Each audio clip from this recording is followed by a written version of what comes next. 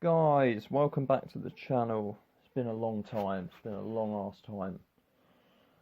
Oh god, this coronavirus, man. It's I haven't got it, but it's affecting everyone. You can tell that it's affecting everyone.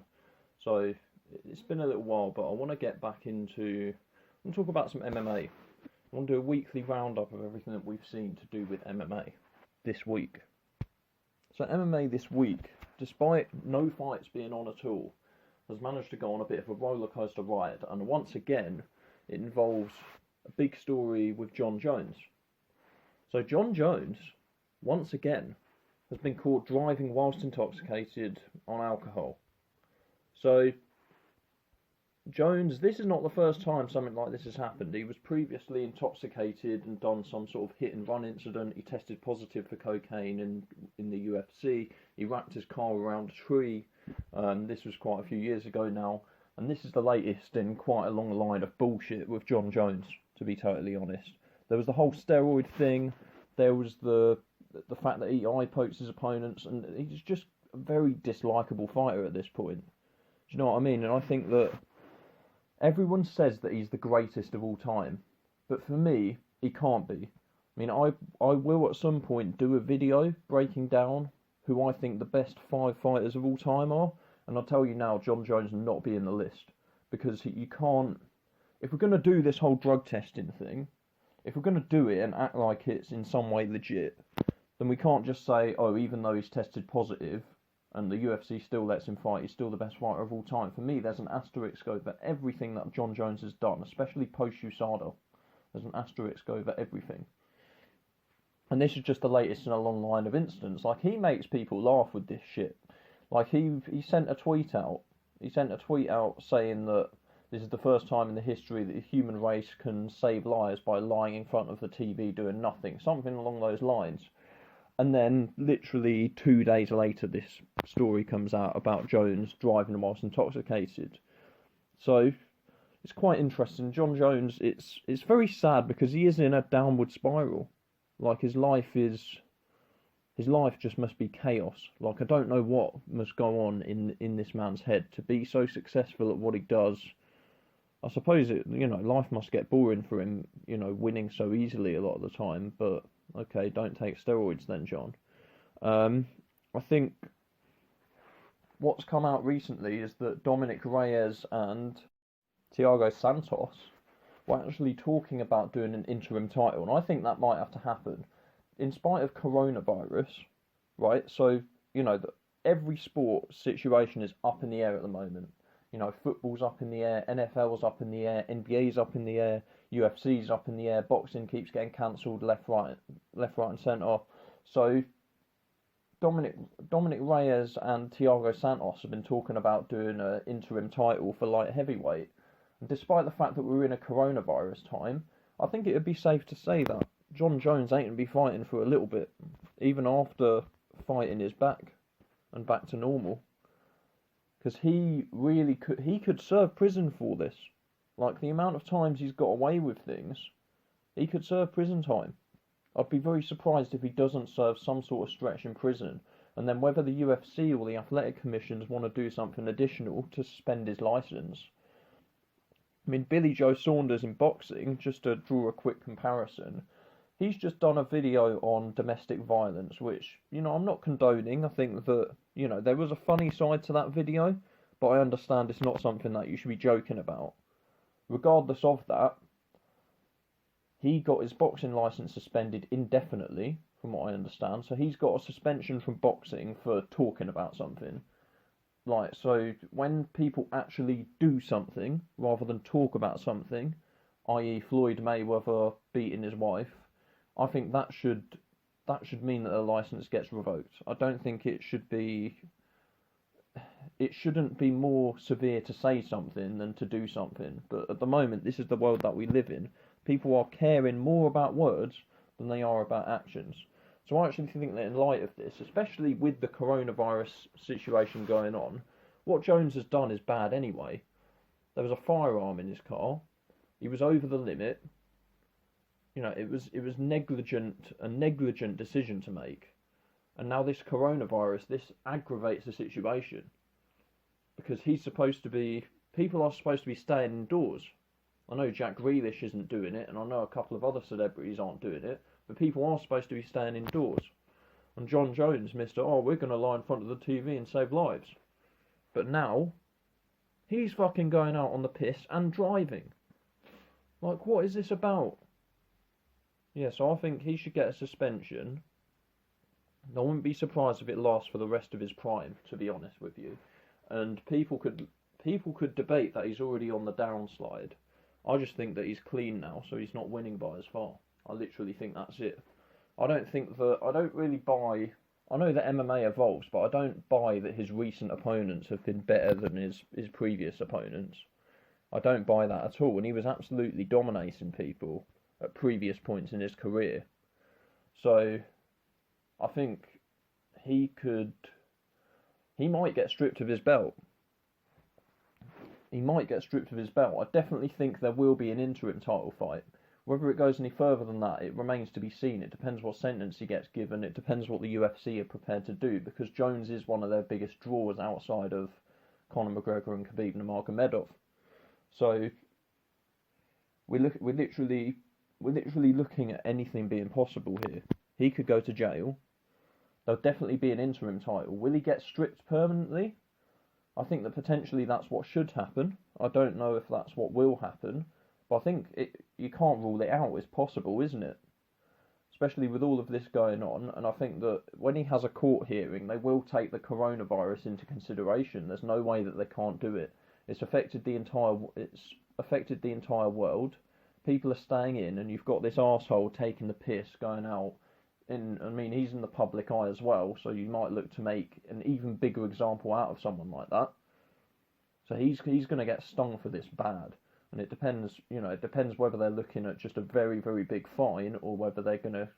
I think he will serve some form of jail time. It'll just be how long, and what do the UFC want to do about it, because this is severe. I know that in the past we've seen that the UFC doesn't always care about things like this, but this is a big deal. Right, moving on from Jon Jones. So, news came out this week that Khabib Nurmagomedov is self-isolating in Russia. He's self-isolating. So, UFC 249, the UFC still wants that to happen. But I don't know how is it going to happen? Because ultimately, from what I know, they haven't even decided a venue for it yet. They actually haven't decided a venue. So, the main event is still down here as Khabib Nurmagomedov versus Tony Ferguson. And then you've got Jessica Andrade and Rose Namajunas. That's still down there. So, they were talking previously about moving it to a location that's got minimal coronavirus. But at this point, with so many of the sort of bigger countries having such a massive effect of it, how are they going to do that? I think that Khabib being in self-isolation, that means he can't fight.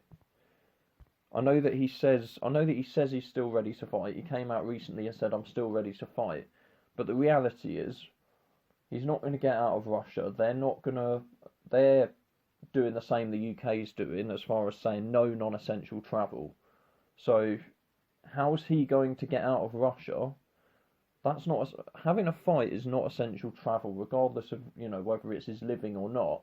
That's not essential travel.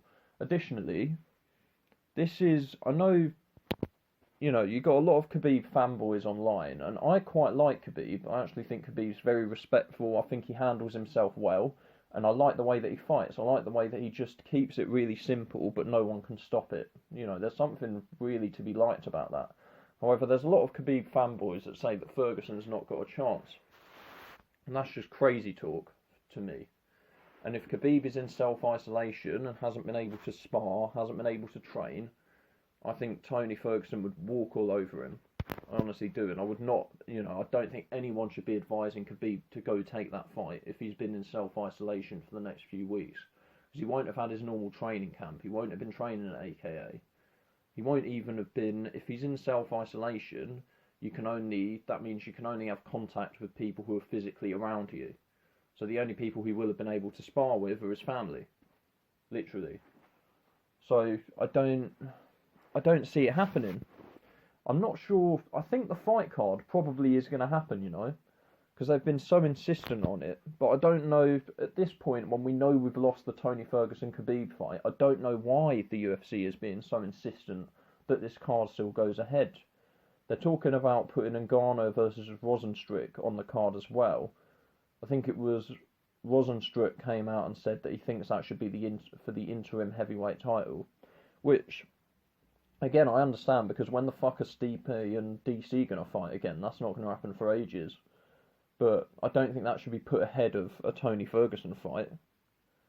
Like Tony Ferguson versus Conor, or even Tony Ferguson versus Justin Gaethje. It's not the biggest draw, but that's literally, like, you're still looking at two of the highest level competitors in MMA at the moment. Like, that whole division is just stacked. Tony Ferguson could fight anyone, and I would watch it. I'm a massive fan of Tony Ferguson, but I think it's fair to say he's elite. Like, him and Khabib are elite. They are the best two 155-pounders of all time. That's not for debate. I know there's a few old school guys that still really, really like BJ Penn, but realistically, either of those two will walk through BJ Penn. Would absolutely walk through him. I'm talking about BJ's prime as well. Like, he doesn't come close to Tony or Khabib. First of all, they're just a lot bigger than he is, and that makes a big difference anyway. But they're the best two fighters of all time, so seeing either of them on a card should be a big draw. However, I must say that I understand if they thought they were still going to get Tony and Khabib, I could understand why, because this fight is something that we've been deprived of for, like, literal years now. Like, nearly half a decade we've been deprived of this fight for different reasons. They've both pulled out twice, and now coronavirus has conspired to stop this happening. So, like, I'm literally more pissed off than anyone else. I'm as pissed off as anyone else that this fight's not happening. But I think that now, in light of the fact that this fight won't happen, and, this fight won't happen, I don't think they should bother saving the pay-per-view just because they haven't cancelled it up to this point. Now they feel like they're backed into a corner because they're only a couple of weeks away from it happening. But the right thing to do here is to cancel it. The situation in the US is very severe. It can't happen anywhere there. It can't happen in Russia because they won't be able to travel. It's not essential travel. So it has to be somewhere in the US or potentially Mexico or even Canada. Somewhere where you can't fly to. Like, it has to be somewhere where you don't have to fly. Because no one is fucking flying right now. Unless they want to take a boat, that'd be interesting.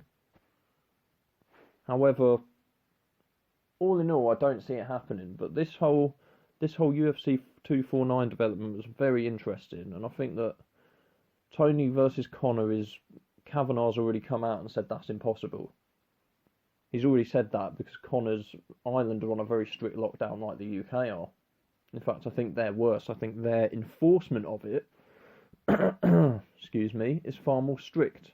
So I think they've got a very strictly enforced lockdown, whereas Justin Gaethje basically says he's ready to fight. So I think if Tony Ferguson fights anyone on that day, it's going to be Justin Gaethje. No one's going to be able to fly to America. And no one from America is going to be able to fly to anywhere else. So Tony and Khabib, it ain't happening. I'm really sorry to say it. I'm more pissed off than anyone that it's not happening. But we literally couldn't have foreseen this circumstance. So I really hope that when all this is over, we do make the fight. They do make the fight for a sixth time. Because even though they haven't officially said that bout's off yet, I don't see it happening. How is it going to happen?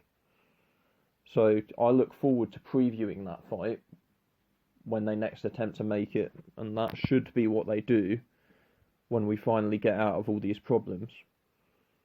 So look, guys, those are the main things that I wanted to cover from this week in MMA. I don't really think there's too much else. It's quite slow news at the moment. I am going to be doing a little review of football as well shortly. I'm also going to follow up my 3-part series. The first 2 parts have done really well, so thank you to everyone that has viewed that and commented on it. So the first 2 installments of the United series, the Fall of Manchester United, I've done those over the past 2 weeks. I'm looking to do the third part of that series early this week. It's took a bit longer than expected because I've not had the time to make videos. But, you know, I hope people are looking forward to that. And as I've said already, thank you very much for tuning into the other two parts of it. Thank you very much for tuning into this video as well. If you could please leave a like on the video and subscribe to the channel, that would be extremely helpful to me. Thank you very much. Peace.